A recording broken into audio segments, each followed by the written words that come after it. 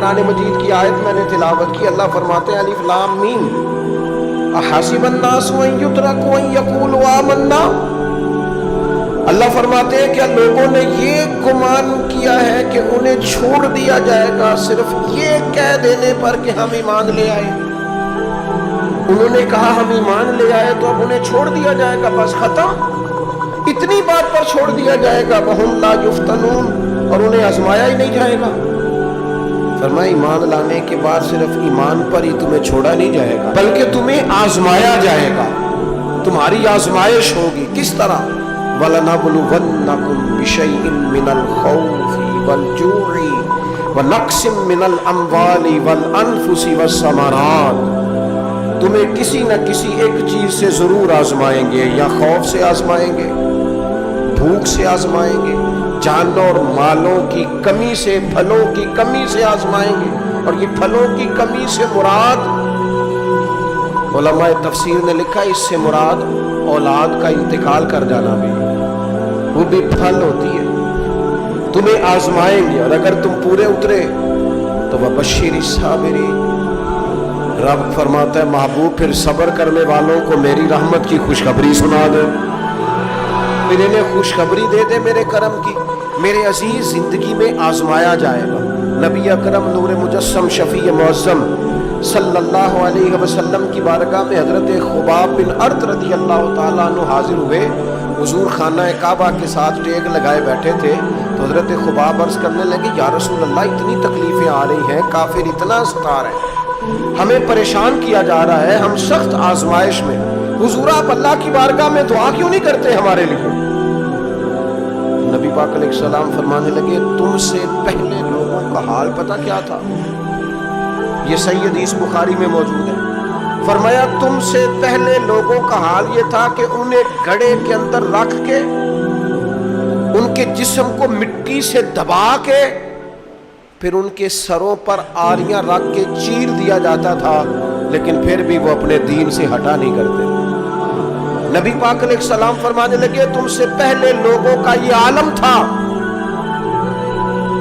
کہ ان کے جسم لوہے کی کنگھیوں سے کریت دیے جاتے تھے، ان کا گوشت اتار دیا جاتا تھا، لیکن وہ اپنے دین سے ہٹنے کو تیار نہیں ہوتے تھے۔ یاری تیری سونے پر ازمائشاں تیریاں اگ، اے سونا پرکھیا جامدہ ہی پہلو نال اگاں دے لگ۔ اپنی زندگی میں تیار رہیں، ذہنی طور پر آزمائش کے تیار رہیں، مزاج بنائیں۔ جب بندہ پہلے سے تیار ہوتا ہے نا، اس کا خیال ہوتا ہے کہ آزمائش آ گئی تو میں نے صبر کرنا ہے، پہلے سے اس کی تیاری ہوتی ہے، پھر وہ ذرا گھبراتا نہیں، پریشان نہیں۔ ہم تیار نہیں ہیں ذہنی طور پر۔ ہر بندے کو سکھ چاہیے، ہر بندے کو، بلکہ ہمارے ہاں تو لوگ کہتے ہیں مرید ہو رہا ہوں تاکہ میری طرف تکلیف کوئی نہ آئے۔ تو میں کیا کرتا ہوں، پہلے پیر سے پوچھ لو اسے کبھی آئی ہے کہ نہیں، اگر اسے آئی ہے تو پھر اس کا مطلب ہے تمہیں بھی آ سکتی ہے۔ لوگ نماز اس لیے شروع کرتے کہتے ہیں میں 5 نمازیں بھی پڑھتا ہوں، میں صدقات بھی کرتا ہوں، کام میرا پھر نہیں چلتا۔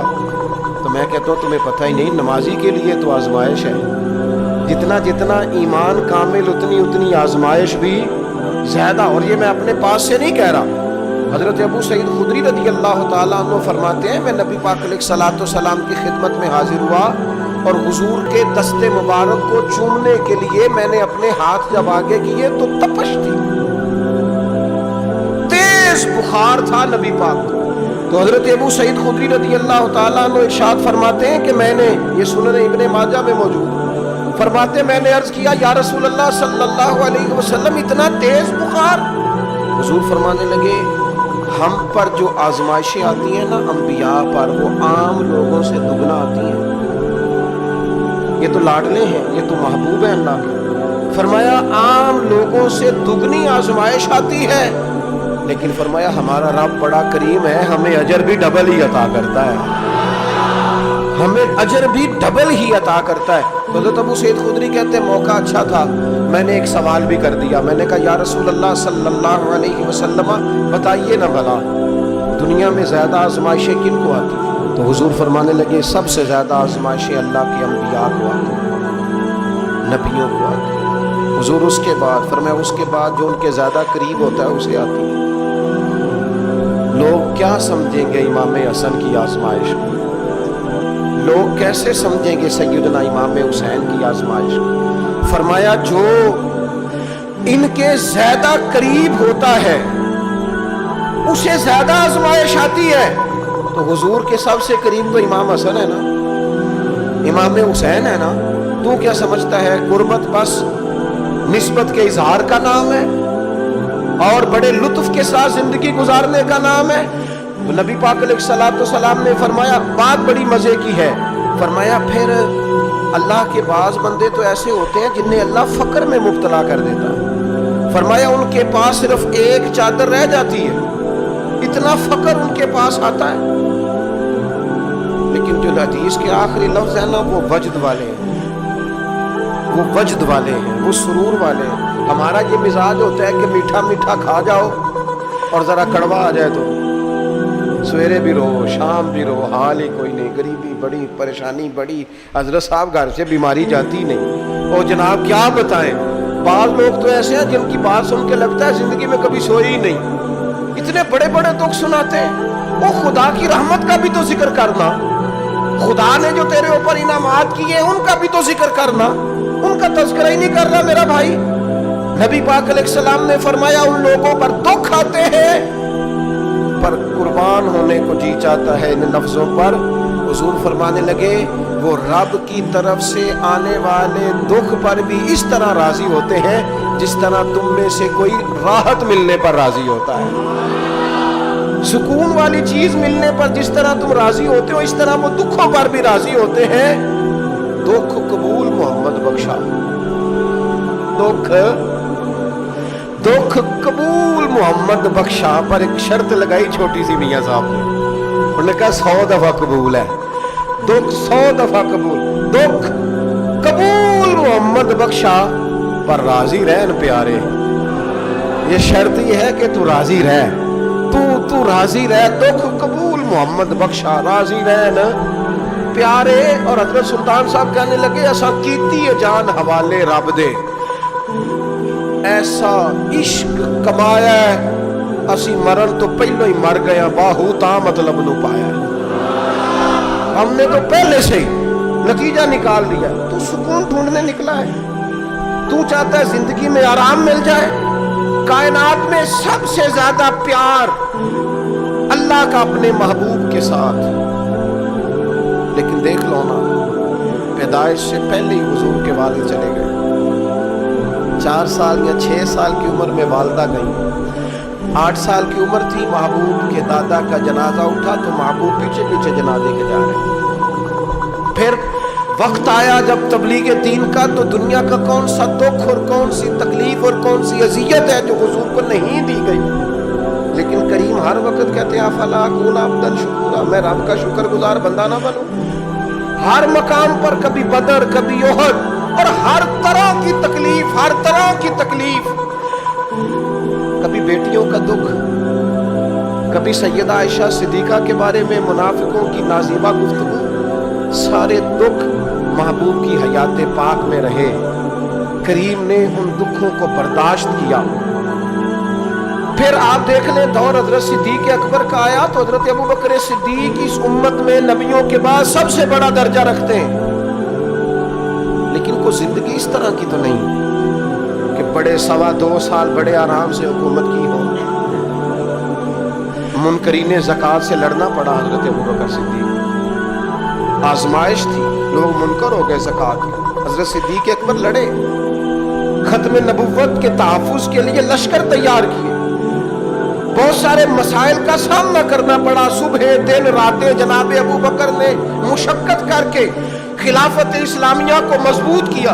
دور حضرت عمر کا آیا.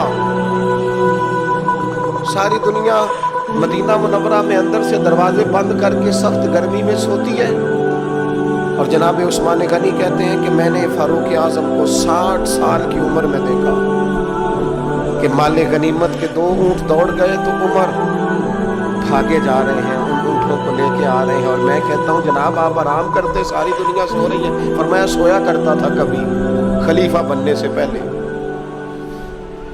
عمر کسی غلام کو کہہ دیتے، چونکہ پیار تھا نا، یارانہ تھا نا، حضرت عثمان بڑے محبت سے کہتے ہیں امیر المومنین کسی غلام سے کہتے ہیں اگر مال غنیمت کے اونٹ چلے گئے تھے تو لے آتا.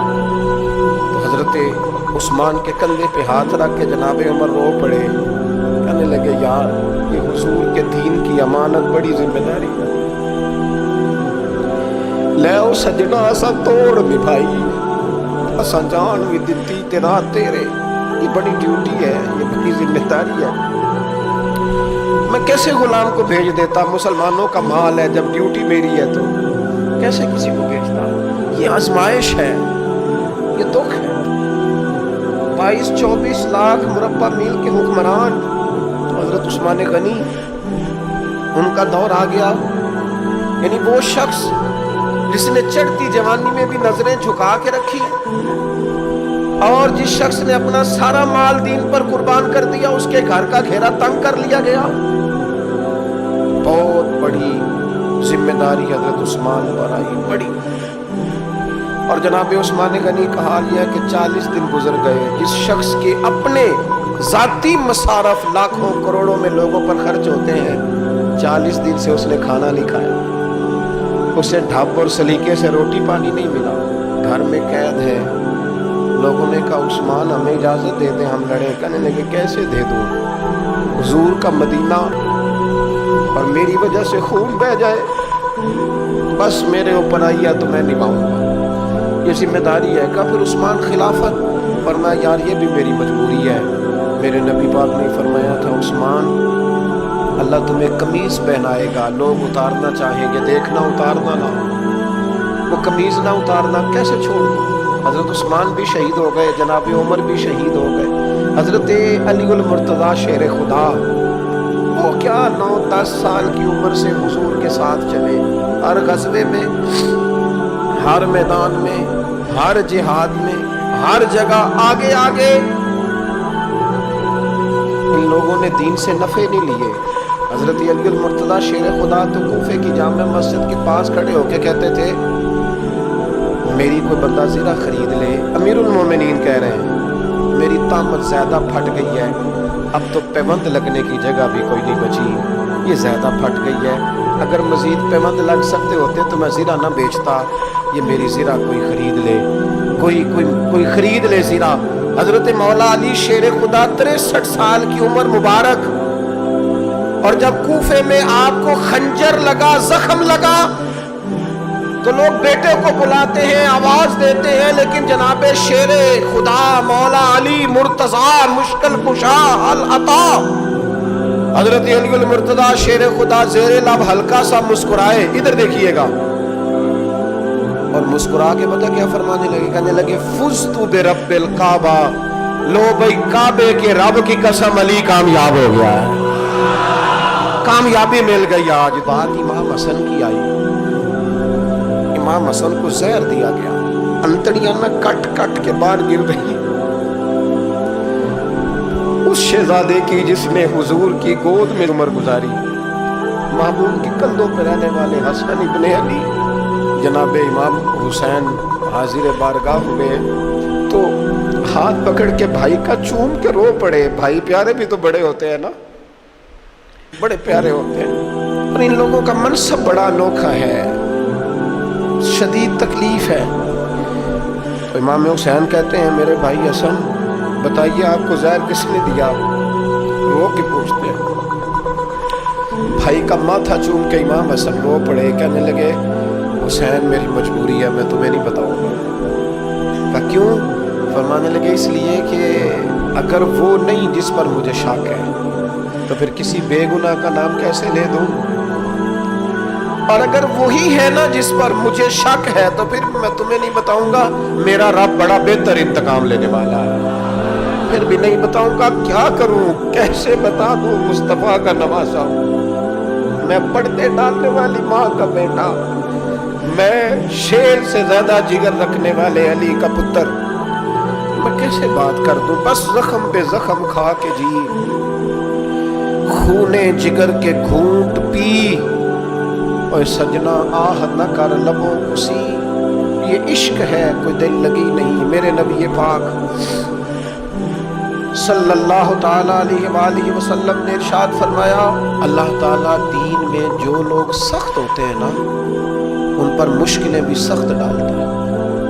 یہ حدیث پاک آپ کو مسند امام احمد بن حنبل میں ملے گی، ابن ماجہ ترمذی میں ملے گی۔ فرمایا جتنا کوئی دین میں سخت ہوتا ہے اتنی اس کی مشکلات بھی سخت ہوتی ہے، اور جتنا کوئی نرم ہوتا ہے اتنی اس کی مشکل بھی تھوڑی ہوتی ہے۔ حسین ابن علی بڑے سخت تھے نا دین میں، جاندار تھے نا دین کے معاملے میں، اللہ نے مشکل ڈالی۔ امام علی مقام کی باری آئی، بڑی منت کی حضرت عبداللہ ابن عمر نے، رو کے کہا حسین نہ جاؤ۔ امام حسین رضی اللہ تعالیٰ عنہ نے فرمایا نہیں، اب میری ڈیوٹی لگی ہے تو جانا تو میں نے ہے نا، ذمہ داری تو پوری کرنی ہے۔ امام علی مقام رضی اللہ تعالیٰ عنہ نے اس ساری مشقت کو دیکھا، گھر چھوڑنا بڑا مشکل کام ہے، گھر چھوڑنا جہاں انسان رہا ہوتا ہے نا والدین کے ساتھ، جہاں وقت گزارا ہوتا ہے، کبھی بندہ بوڑھا بھی ہو جائے تو خوابیں اپنے پرانے مکان کی آتی ہے، خواب بھی کبھی آئے نا تو وہیں گھومتا انسان اپنے آپ کو پاتا ہے۔ لیکن امام حسین نے کہا کہ بس اب وقت آیا ہے تو اب یہ چھوڑنا ہے، ہم نہ قربانی دیے بغیر پاس ہونا چاہتے ہیں، ہم کوئی مشقت سہے بغیر نمبر لینا چاہتے ہیں، ہم کوئی کام کیے بغیر رتبہ پانا چاہتے ہیں، ایسا ہوتا نہیں نا، یہ ممکن نہیں۔ آپ تاریخ پڑھیں نا انبیاء کی، حضرت نوح علیہ السلام نے 950 سال محنت کی ہے، اور میں سورہ ہود دیکھتا ہوں تو میں وہ انداز دیکھتا ہوں جس طرح کفر ان سے بات کرتا تھا، بڑی جدوجہد کی حضرت نوح نے، لیکن پتہ ہے دکھ اس سے بڑا کیا دیکھا، اپنا بیٹا ہی کافر ہو گیا۔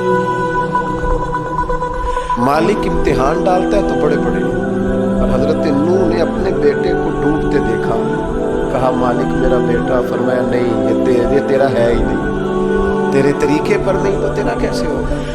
کسی کی نسل کہلانے کے لیے تو اس کے عقیدے پر ہونا ضروری ہے، تیرا نہیں۔ حضرت نوح نے مشقت دیکھی، واتخذ اللہ ابراہیم خلیلا، ابراہیم اللہ کے پیارے ہیں نا، لیکن زندگی پوری پڑھ کے دیکھ لو، ساری کی ساری مشقت مصائب سے بھری ہوئی، آزمائشوں سے لدی ہوئی، کبھی انہیں قوم آگ میں ڈالتی ہے، اور کبھی 86 سال عمر ہو گئی تو اولاد کوئی نہیں، اور دعا مانگ کے رب بیٹا وہ دیتا ہے جس کی پیشانی میں نور محمدی چمکتا ہے۔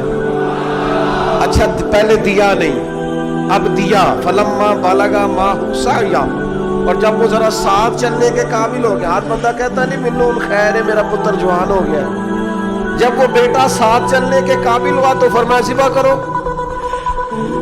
کرو نا ذبح، تھوڑی دیر کے لیے دل پہ ہاتھ رکھ کے بتاؤ، اور بچے کو بخار چڑھ جائے تو نیند نہیں آتی، مائیں منتیں مانگتی پھرتی، روتے پھرتے باپ، بچے کی طبیعت ٹھیک نہیں، فقط بیمار ہے، اور جسے یہ کہا جائے ذبح کر، جناب ابراہیم تیار ہو گئے اور بیٹے کو ذبح کر دیا، چھری چلا دی۔ وہ تو مالک نے کہا کہ ابراہیم تم پر سلام ہو، تم نے اپنا خواب سچ کر دکھایا۔ ساری زندگی دیکھیں نا آپ آزمائشوں سے بھری، ادھر آ جائے نا جناب ایوب ہے، کتنے بیمار ہو گئے، کتنے بیمار ہو گئے، 12 سال گزر گئے طبیعت خراب کو، 8 دن کے بخار میں لوگوں کے شکوے، 12 سال بیت گئے، دکھ قبول محمد بخشا، بس عرض اتنی ہے کہ راضی رہن پیارے۔ آپ دیکھیں نا جناب یعقوب پیارے ہیں نا اللہ کے، لیکن آدھی زندگی روتے گزر گئی بیٹے کی یاد۔ جناب یوسف پیارے ہیں نا، سونا بنا کے نا، اور باپ کا لاڈلا بنا کے نا، محبت پوری کرا کے، پیار پورا، یا بنی لا تقصص رؤیاک علی اخوتک فیکیدوا لک کیدا ان الشیطان للانسان عدو مبین۔ او میرے بیٹے بھائیوں سے بات نہ کرنا ورنہ وہ کچھ چال چلیں گے، شیطان آدمی کا کھلا دشمن۔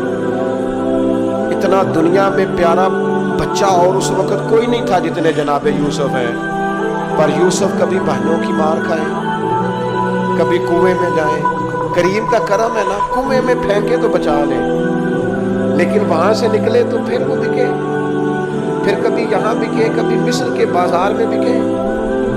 او یار تو غور تو کر، وہی جناب یوسف اللہ کے پیغمبر پھر جیل جائے، ساری تکلیفیں سہ کے فرمایا لو یوسف اب میں تمہیں مصر کا بادشاہ بناتا ہوں۔ آپ جس کی بھی تاریخ ٹٹول کے لائیں گے نا وہ آزمائشوں والی والا، نہ بولو وَنَّكُمْ بِشَيْءٍ مِّنَ الْخَوْفِ، ہم ضرور تمہیں آزمائیں گے۔ امام حسین کی باری آئی، وطن چھوڑنا ہے حسین کو۔ امام علی مقام نے کہا کہ ہجرت کی تھی نا، حضور نے بھی وطن چھوڑا تھا۔ دور کھڑے ہیں نانا تیرے کرم کے خزینے کی خیر ہو، میں جا رہا ہوں تیرے مدینے کی خیر ہو۔ پھر حسین ابن علی وہاں سے نکلے، بچے ساتھ، ڈٹنا پڑا، بھوک پیاس، بچوں کا ساتھ، پھر بچوں کی شہادتیں، یہ ساری چیزیں انسان کو کمزور کر دیتی ہیں نا، لیکن جس کی شان بڑی ہوتی ہے اس کی آزمائش بھی بڑی ہوتی ہے۔ چھوٹی چھوٹی باتوں سے گھبرا جانے والی امت، ذرا ذرا سی بات پر پریشان ہو جانے والے لوگ، لڑکھڑاتے قدم، الجھے خیالات، بے چینیاں، بے قراریاں، بہتے آنسو اور ہر وقت مظلومیت کا اظہار کرتی قوم اگر اپنے قدموں پہ کھڑا ہونا چاہتی ہے، امت اگر پھر سے امت سازی چاہتی ہے، امت اگر کھڑے ہو کے اور اللہ کی عطا پر راضی رہ کر اپنی زندگی گزارنا چاہتی ہے، ایک ہی فارمولہ ہے، اس قوم کو امام حسین کی سیرت سے آگاہ کر دو، اس امت کو نبی پاک کے شانوں والے نواسے کی عظمتیں بتا دو۔ یہ جو لوگ سہمے سہمے، ڈرے ڈرے سے، پریشان سے، کمزور سے، غریبی کی بات کرتے، دیہاتی ہونے کی بات کرتے، سہمی سہمی باتیں کرتے، انہیں کہو ڈرو نا، وہ دیکھو پردیس میں حسین ابن علی تھوڑی دیر پہلے حضرت علی اکبر کی لاش مبارک اٹھا کے لائے ہیں اور لا کر کے خیمے میں رکھی ہے، لیکن انہیں پتا ہے کل بھی تو جانا ہے نا، انہیں پتا ہے نا کتنے کو سال جینا ہے، بالآخر جانا تو ہے نا۔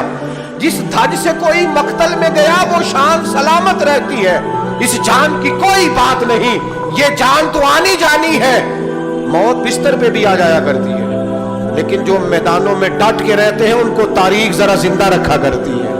کمزور زندگی نہ گزارو، ڈری ہوئی زندگی نہ گزارو، اور یہ کبھی نہ کہو ہائے حسین، ہم ہائے حسین والے نہیں، ہم واہ حسین والے ہیں۔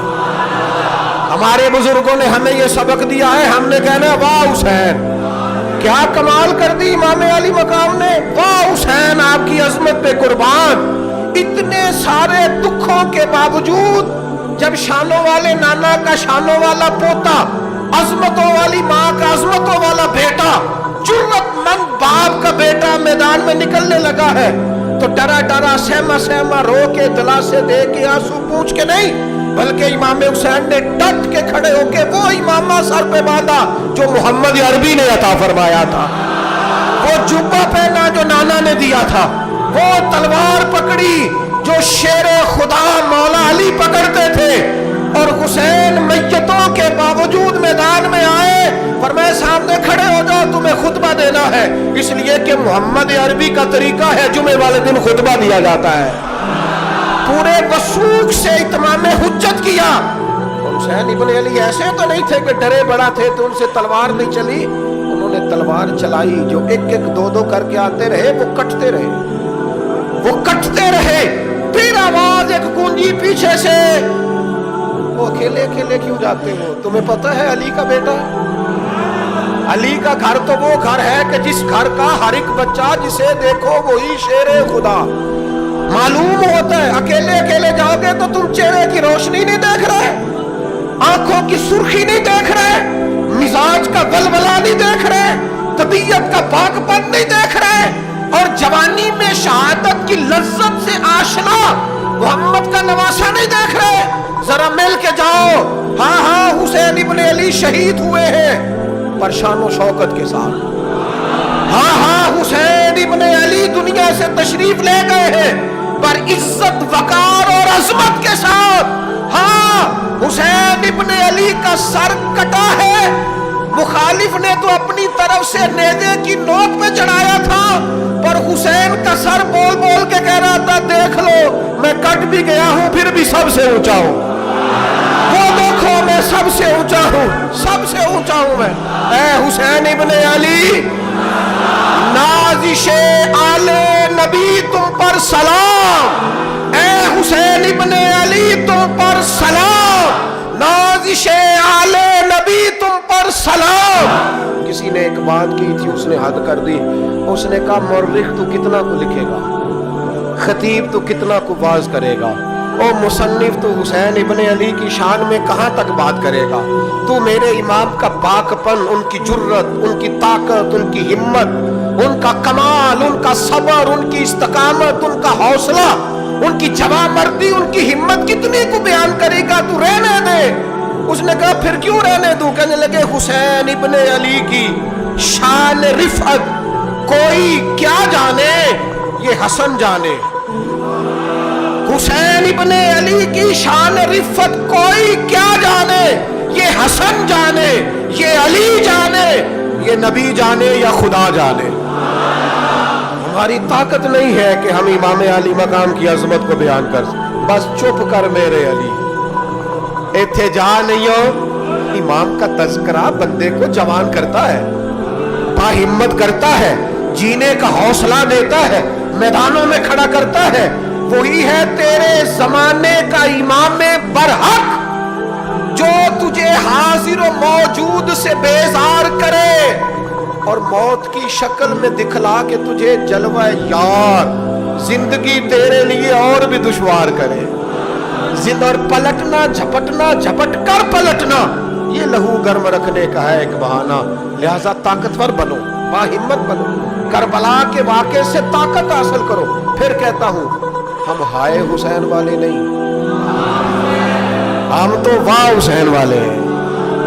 ہمارا کہنا ہے کہ واہ حسین، اے حسین ابن علی تم پر سلام، نازش آل نبی تم پر سلام۔ ہم کہہ رہے واہ حسین، واہ حسین، واہ حسین، واہ حسین، یا حسین، واہ حسین، یا حسین، واہ حسین، واہ حسین، یا حسین، واہ حسین۔ اپنے مزاج میں طاقت پیدا کرو، اپنے بچوں کو یہ قوت ارادی، قوت فیصلہ آنے والی نسل کو منتقل کرے، یہ ہمت، جذبہ۔ اور بالخصوص ماؤں، بہنوں، بیٹیوں کو بتائیں کہ رو کے نہ جیو، اس طرح جیو جس طرح حسین ابن علی کی بہن نے جی کے دکھایا۔ دربار یزید میں جناب زینب نے جب خطبہ پڑھا نا، دربار دمشق میں وہ زینب کا خطاب منبر پہ علی بول رہے ہو جیسے۔ انہیں کہو کہ ذرا تھوڑا باہمت وقت گزاریں، باہمت، کہیں نہیں ڈگمگائی میرے امام کی بہن، کہیں کمزور نہیں پڑی، طاقت، ہمت۔ اور انہوں نے بتلایا ہے کہ رو کے وقت نہیں گزرتا، وقت تو چھا کے گزارنا چاہیے۔ مشکلات کے سامنے میرے حضرت صاحب کا ایک شعر ہے، فرمایا کرتے تھے تجھے کیا ڈر ہوا ہے اختر، تیرے یاور ہیں وہ یاور، مشکلوں کو جو تیری خود گرفتار بلا کر دے۔ وہ تو مشکل کو مشکل میں ڈال دیں گے جن کو ہم نے مانا ہوا ہے، مشکل کو مشکل میں ڈال دیا جاتا ہے۔